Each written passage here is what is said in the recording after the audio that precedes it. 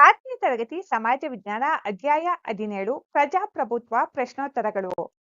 ಖಾಲಿಬಿಟ್ಟ ಸ್ಥಳಗಳನ್ನು ಸೂಕ್ತ ಪದದಿಂದ ಭರ್ತಿ ಮಾಡಿ. 1. ಎಲ್ಲ ಅಧಿಕಾರ ಒಬ್ಬರ ಬಳಿ ಇದ್ದರೆ ಅದು ಡ್ಯಾಶ್ ಪ್ರಭುತ್ವ. ಉತ್ತರ ರಾಜ.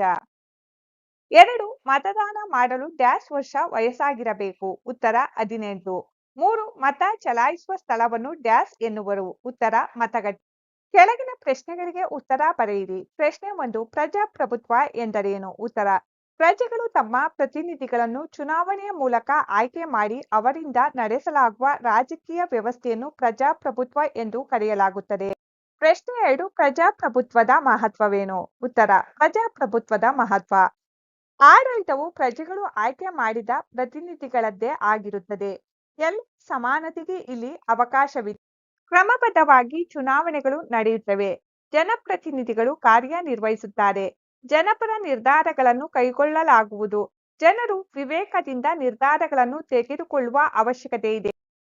3. ಪ್ರಜಾಪ್ರಭುತ್ವದ ಸವಾಲುಗಳ್ಯಾವುವು? ಉತ್ತರ: ಮತ ಗಳಿಸಲು ಕೆಲವೊಮ್ಮೆ ಹಣದ ಆಮಿಷ ಮತ್ತು ಬಾಹುಬಲಗಳನ್ನು ಬಳಸಲಾಗುತ್ತದೆ. ಚುನಾವಣೆಯಲ್ಲಿ ಜಾತಿ, ಮತ, ಭಾಷೆಗಳು ಪ್ರಭಾವ ಬೀರುತ್ತವೆ. ಚುನಾಯಿತ ಪ್ರತಿನಿಧಿಗಳು ಪಕ್ಷಾಂತರ ಮಾಡುತ್ತಾರೆ. ಪಕ್ಷಾಂತರದಿಂದ ಸರ್ಕಾರವು ಅಸ್ಥಿರಗೊಳ್ಳುತ್ತದೆ. ಈ ವ್ಯವಸ್ಥೆಯಲ್ಲಿ ಪುಂಡರು, ಅಪರಾಧಿಗಳು ಆಯ್ಕೆಗೊಳ್ಳುವ ಸಂಭವವಿದೆ. ಪ್ರಶ್ನೆ 4. ಮತದಾನದ ಮಹತ್ವವೇನು? ಉತ್ತರ: ಪ್ರಜೆಗಳು ತಮಗಿಷ್ಟವಾದ ಪ್ರತಿನಿಧಿಯನ್ನು ಚುನಾವಣೆಯಲ್ಲಿ ಆಯ್ಕೆ ಮಾಡಬಹುದು. ಪ್ರಜೆಗಳ ಅಭಿಪ್ರಾಯವನ್ನು ತಿಳಿಯಲು ಮತದಾನವು ಸಹಾಯಕವಾಗುತ್ತದೆ. ಇದು ಎಲ್ಲ ವರ್ಗದ ಜನರ ಪ್ರಾತಿನಿಧ್ಯಕ್ಕೆ ಅವಕಾಶ ನೀಡುತ್ತದೆ. ಗುಂಪಿನಲ್ಲಿ ಚರ್ಚಿಸಿ ಉತ್ತರಿಸಿ. ಪ್ರಶ್ನೆ 1. ಚುನಾವಣಾ ಪ್ರಚಾರವನ್ನು ನಡೆಸಲು ಅಭ್ಯರ್ಥಿಗಳು ಅನುಸರಿಸುವ ವಿಧಾನಗಳು. ಮುಕ್ತ ಮಾತುಕತೆಗಳು, ಸಮೂಹ ಮಾಧ್ಯಮದ ಬಳಕೆ, ಟಿವಿ ಚರ್ಚೆಗಳಲ್ಲಿ ಭಾಗವಹಿಸುವುದು, ಮನೆ ಮನೆ ಭೇಟಿ, ಕರಪತ್ರಗಳು ಮತ್ತು ಚುನಾವಣಾ ಪೋಸ್ಟರ್ಗಳು, ವಿವಿಧ ಕಾರ್ಯಕ್ರಮಗಳು ಮತ್ತು ಯೋಜನೆಗಳನ್ನು ತಿಳಿಸುವುದು ಮುಂತಾದವು. ಪ್ರಶ್ನೆ 2. ಪ್ರಜಾಪ್ರಭುತ್ವದ ಯಶಸ್ವಿಯಲ್ಲಿ ನಮ್ಮ ಪಾತ್ರ. ಉತ್ತರ: ಉತ್ತಮ ವ್ಯಕ್ತಿಯನ್ನು ಆಯ್ಕೆ ಮಾಡಬೇಕು.